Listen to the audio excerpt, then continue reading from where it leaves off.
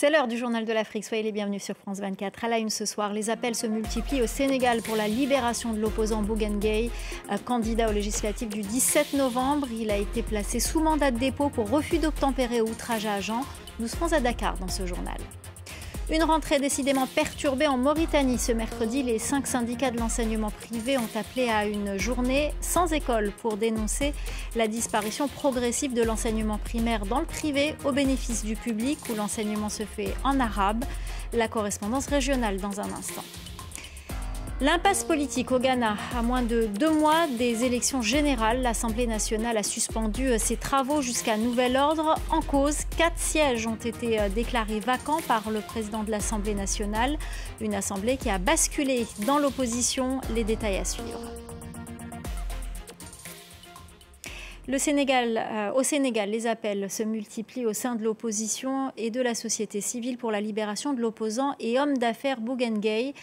Candidat aux législatives du 17 novembre prochain, Bougane Gueye a été placé sous mandat de dépôt lundi pour refus d'obtempérer ou outrage à agent. Des faits qui se sont déroulés ce week-end à Bakel, dans l'est du Sénégal. La correspondance à Dakar d'Eliman Dao. Les membres de la coalition d'opposition Sam Sakadou, dont fait partie Bougane Gueye, ont fait face à la presse ce mardi. Papa Djibril Fall et Thierno Bokoum, 2 membres de cette coalition, 2 anciens députés, ont qualifié le placement sous mandat de dépôt de Bougane Gueye d'injuste au moment où Barthélémy Dias, maire de Dakar, membre également de cette coalition, va plus loin en estimant que Bougane Gueye fait l'objet d'une prise d'otage pour l'empêcher de participer à la campagne électorale des législatives du 17 novembre. Bougane Gueye se rendait à Bakel, à l'est du Sénégal, ce samedi, le même jour que le président de la République, Bassirou Diomaye Faye, qui rendait visite aux sinistrés de la crue du fleuve Sénégal. Bougane Gueye s'est vu ainsi refuser temporairement l'accès à la ville. La gendarmerie a réagi à travers un communiqué en estimant que Bougane Gueye a catégoriquement refusé de se conformer aux instructions des gendarmes. Il a décidé de passer en force le barrage des gendarmes. Bougane Gueye sera jugé en flagrant délit le 30 octobre, 3 jours après le début de la campagne électorale de ces élections législatives. Une campagne électorale qui démarre ce dimanche. La rentrée scolaire perturbée en Mauritanie. Ce mercredi matin, les 5 syndicats de l'enseignement privé ont appelé à une journée sans école pour dénoncer la disparition progressive de l'enseignement primaire dans le privé au bénéfice de l'école publique où l'enseignement se fait quasi exclusivement en arabe. La correspondance régionale de Sarah Sakou.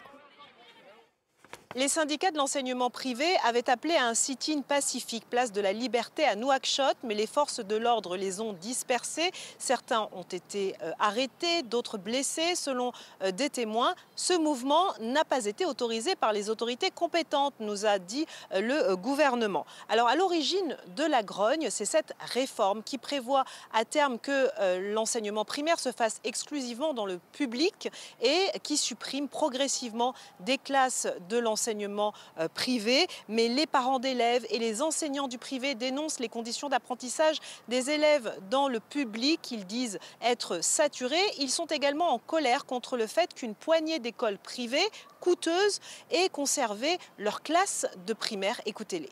Qu'est-ce qu'on leur a dit? Il n'y a pas d'école pour vous cette année, à envoyer les enfants dans le public où dans une classe vous avez 140 élèves parfois, dans le public où vous n'avez pas de table-banc, dans le public où vous n'avez pas d'électricité, dans le public où il n'y a pas d'enseignants. Nous voulons que nos enfants retournent à l'école.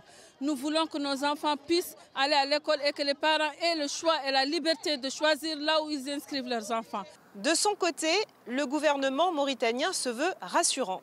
Nous disons à ces parents d'élèves que l'école républicaine est là pour accueillir tout le monde. Il y a de la place pour tout le monde, il n'y a pas de pléthore et ils sont dans les mêmes conditions qu'ils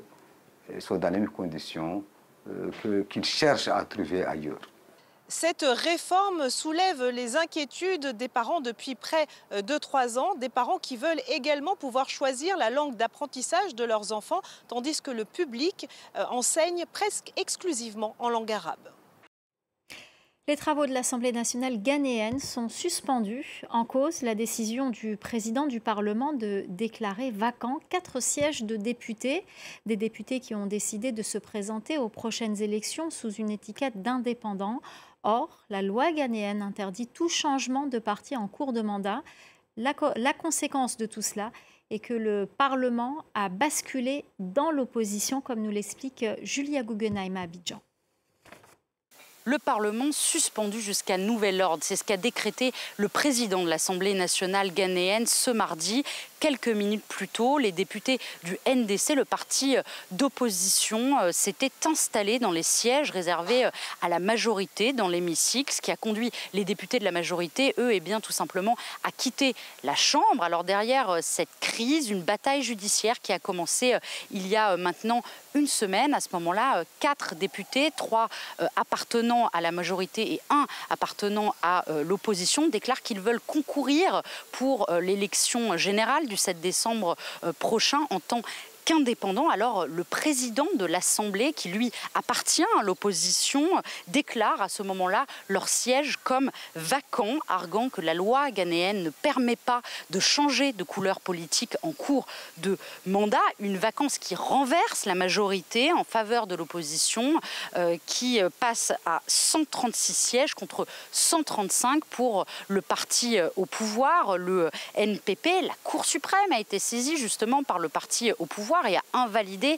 la décision, mais cela n'a pas été suivi d'effet. Alors ce blocage menace désormais le passage de lois cruciales, notamment celle du budget de 2025, alors que le Ghana connaît une grave crise économique.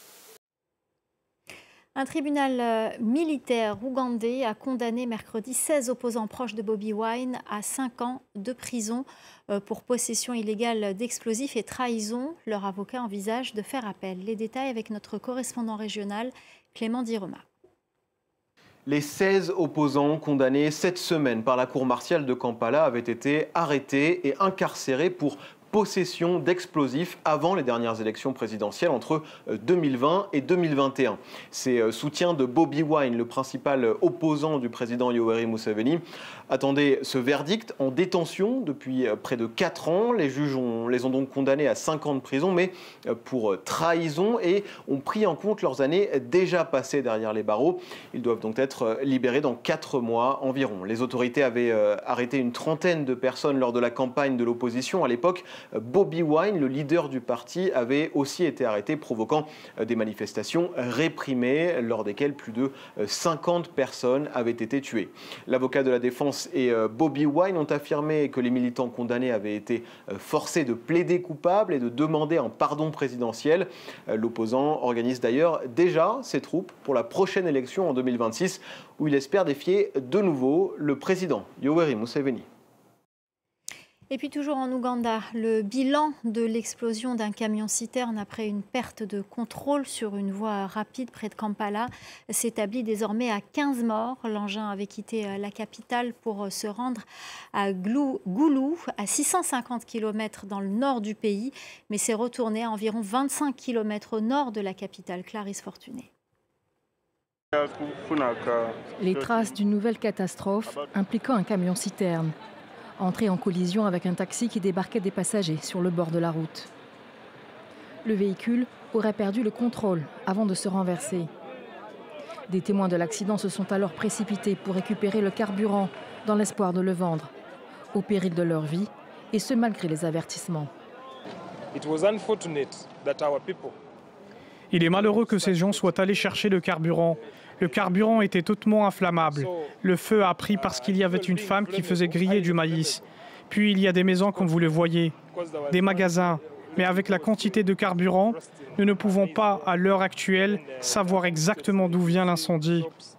11 personnes ont été tuées la nuit de l'accident, mais d'autres sont décédées plus tard des suites de leurs blessures. L'incendie a également détruit 4 bâtiments voisins, ajoutant la dévastation. Ce type d'incidents se produisent régulièrement à travers tout le continent. La semaine dernière, plus de 140 morts, dont des enfants, ont péri au Nigeria dans des circonstances similaires.